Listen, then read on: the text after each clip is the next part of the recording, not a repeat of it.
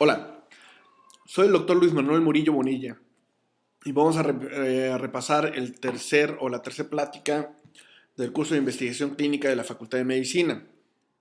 El día de hoy hablaremos de los aspectos bioéticos derivados de los juicios de Nuremberg, o básicamente algunos datos de los juicios de los doctores y por supuesto del decálogo de Nuremberg, que es la antesala de lo que es la declaración de Helsinki. Los juicios de Nuremberg representaron una oportunidad para juzgar a los criminales de guerra nazis. Los representantes de los países vencedores se dieron el lujo de acordar lo que era correcto y lo que no respecto a las acciones que habían emprendido los alemanes en la guerra.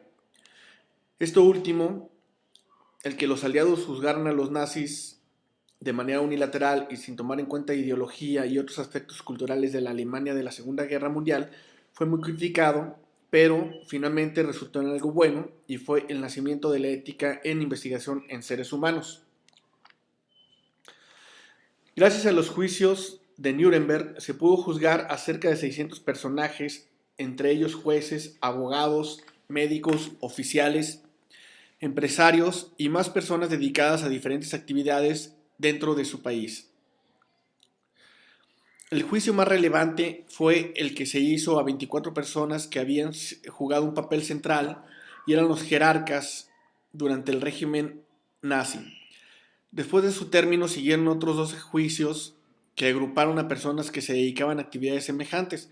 El primero y más importante para la investigación en seres humanos fue el juicio de los doctores, donde se procesaron a 23 personas que habían estado involucradas en experimentos médicos con prisioneros de los campos de concentración. De aquí se genera el Código de Nuremberg. Las personas eran sometidas a experimentos en contra de su voluntad, procedimientos en extremo dolorosos que en muchas ocasiones llevaban a la muerte de los prisioneros. Y los experimentos eran realizados en contra de su voluntad y sin consideración de daño que se les podía producir a los prisioneros, de tal manera que los prisioneros no tenían derecho y eran sometidos a cualquier tipo de experimento que se le ocurría al grupo médico en ese tiempo. Existe el antecedente de los lineamientos sobre los ensayos clínicos promulgados por el Ministerio de Sanidad del Reich en 1931, en los que se plasmó la obligación de los médicos de explicar a los sujetos de experimentación todo lo referente al procedimiento y de contar con su autorización voluntaria para entrar en un experimento. Sin embargo, estas normas ya establecidas desde el 31 no fueron respetadas en los campos de concentración, incluso al grado que se hizo el programa Action T4, que como recordarán era de eutanasia. El tribunal de Nuremberg, después de esto, pues tuvo un doble propósito. Además de impartir justicia a los acusados, una vez que tenían agotados los temas, tenían que surgir un documento que regulara estrictamente la conducta a seguir en un experimento clínico. De tal manera que la función del juicio era inculpar a los que tenían que ser inculpados y, por supuesto, dar un lineamiento que condicionara el ejercicio de la experimentación clínica en seres humanos. Los experimentos fueron de lo más variado, por lo que fue necesaria una clasificación para facilitar el estudio durante los juicios. Se dividió básicamente en 3 rubros: uno que era investigación médico-militar, 2 un grupo misceláneo, 3 investigación alentada por motivos raciales y posiblemente un cuarto grupo que era genético relacionado o estudio en fetos y gemelos. Y básicamente los estudios consistían en lo siguiente. En cuanto a la investigación médico-militar, había investigación acerca del congelamiento. El doctor Sigmund Rascher solicitó 300 prisioneros para ser sumergidos en tanques con agua congelada para registrar simplemente el tiempo que tardaban en morir. El objetivo del experimento era saber cuánto tardaban en morir los pilotos alemanes que cayeran en las aguas del Mar del Norte.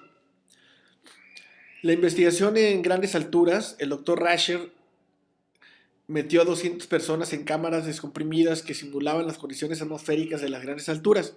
Esto para observar cuánto tiempo tardaban en morir, y de estos 800 pacientes murieron durante el experimento. Las investigaciones sobre las sulfonamidas, el objetivo era básicamente encontrar un tratamiento adecuado para la gangrena que sufrían los soldados en el frente, Para esto a los prisioneros se les ocasionaban heridas en las extremidades y después se le aplicaban acerrín, lodo o algún otro material o vehículo de bacterias para intentar curarla con antibióticos, como obviamente las sulfanamidas. Después se hacían torniquetes en ambos lados de las heridas, luego se comenzaba a tratar la infección e invariablemente los prisioneros quedaban pues obviamente amputados de sus extremidades. Había investigaciones sobre tuberculosis, los doctores querían probar la efectividad de la eritromicina en el tratamiento de la tuberculosis, así infectaron a varias personas con el bacilo, ¿sí? Y se les daba tratamiento médico para ver si se curaban o no. En el grupo de las investigaciones misceláneas se traba una gran cantidad de investigaciones como la aplicación de venenos y coagulación de la sangre. En cuanto a la inyección de venenos, se les inyectó gasolina en las venas a los prisioneros de guerra rusos para ver cuánto tardaban en morir. Y en experimentos sobre heridas, con esos experimentos se pretendía inventar una sustancia que coagulara la sangre y preveniera la muerte por hemorragia en los soldados del frente. Los doctores amputaban las extremidades de los sujetos y después les aplicaban alguna sustancia mientras iban contando cuánto tiempo tardaba en coagular la sangre de la extremidad amputada. Los experimentos alentados por motivos raciales eran varios y había experimentos con inseminación artificial. En el campo de Auschwitz se llevaban a cabo inseminaciones aproximadamente de 300 mujeres entre 20 y 40 años con semen de diversos tipos de animales. Los experimentos sobre esterilización, los nazis querían desarrollar nuevos métodos de control de natalidad, así fue como los médicos inyectaban líquidos cáusticos al cérvix y al útero de las mujeres. Los hombres eran sometidos a radiación de sus testículos que más tarde eran extirpados para analizarse. Los nazis justificaron todo tipo de intento en todo momento, declarando que eran de carácter educativo y que permitirían que la ciencia avanzara. Sin embargo, los aliados no encontraron un argumento lo suficientemente grande como para avalar este tipo de investigación. El hecho de que se hubiera violado las leyes propuestas por el mismo Ministerio de Sanidad de los condenados, pues obviamente los condenaban, y el juicio se celebró del 9 de diciembre de 1946 al 20 de agosto del 47. En total se enjuiciaron a 23 nazis involucrados en experimentos en humanos. Los acusados y sus condenas fueron las siguientes. Los que están mostrados aquí, que son 7, fueron los condenados a muerte. Víctor Brack, Karl Brandt, Rudolf Brandt, Karl Gebhardt, Waldemar Hoven, Joachim Growski y Wolfram Sievers. Los de esta diapositiva eran los que tenían cadena perpetua, entre ellos Frank Fischer, Karl Gensken, Siegfried Handloser, Gerhard Rose y Oskar Schroeder.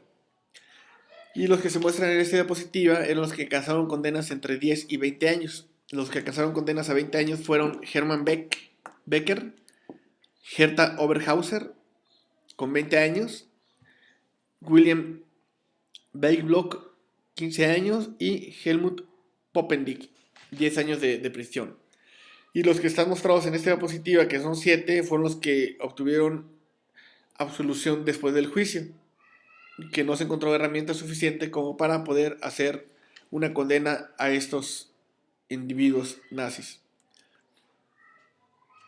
Una vez culminado el juicio, se procedió a redactar el Código de Nuremberg, donde quedaban asentadas las directrices de los experimentos clínicos. Estas fueron aceptadas por la comunidad internacional, misma que se comprometía a cumplir cabalmente con todos ellos. El código incluyó los siguientes artículos, que fueron básicamente 10, y por eso se conoce al Código de Nuremberg actualmente como el Decálogo de Nuremberg. El primer código es el relacionado con el consentimiento voluntario del sujeto humano, y comentan que es absolutamente necesario explicar al voluntario o al sujeto de investigación en qué consiste la investigación, y es derecho del sujeto aceptar o no aceptar la investigación. El segundo apartado es que el experimento debería ser tal que prometiera que los resultados fueran beneficiosos para la sociedad y no produjeran daño en los individuos, cosa que sigue manejándose actualmente. El tercer apartado dice que el experimento deberá diseñarse y basarse sobre datos de experimentación a nivel previa y sobre el conocimiento de la historia natural de la enfermedad y de otros problemas en estudio que puedan prometer resultados que justifiquen la realización de un experimento. El 4. El experimento deberá llevarse a cabo de modo que evite todo sufrimiento o daño físico o mental innecesario. El 5. No se podrán realizar experimentos de los que haya de los que hayan razones a priori para creer que puedan producir muerte o daños incapacitantes y graves a los sujetos. 6. El grado de riesgo que se corre nunca podrá exceder el determinado por la importancia humanitaria del problema. 7. Deben tomarse las medidas apropiadas y se proporcionarán los dispositivos adecuados para proteger al sujeto de las posibilidades, aún de las más remotas, de lesión, incapacidad o muerte. 8. Los experimentos deberían ser realizados solo por personas cualificadas científicamente, o sea, por expertos en un área. 9. En el curso del experimento, el sujeto será libre de hacer terminar el experimento en cualquier momento cuando él lo considere necesario o cuando sienta él que está en riesgo, ¿sí?, su estado físico o mental. Y 10. En el curso del experimento, el científico responsable debe estar dispuesto a ponerle fin en cualquier momento si tiene razones para creer que en ejercicio de su buena fe, de su habilidad comprobada y de su juicio clínico, que la continuación del experimento puede probablemente dar por resultado la lesión, incapacidad o la muerte del sujeto. De tal manera que son los principios básicos que nos rigen actualmente y fueron modificados posteriormente por la Declaración de Helsinki. Este reglamento ha sido modificado varias veces con la intención de que la integridad de las personas se respete lo más posible durante los ensayos clínicos. Es imprescindible la cooperación individual de cada trabajador que esté involucrado en uno de estos ensayos para que se cumpla lo establecido en el reglamento.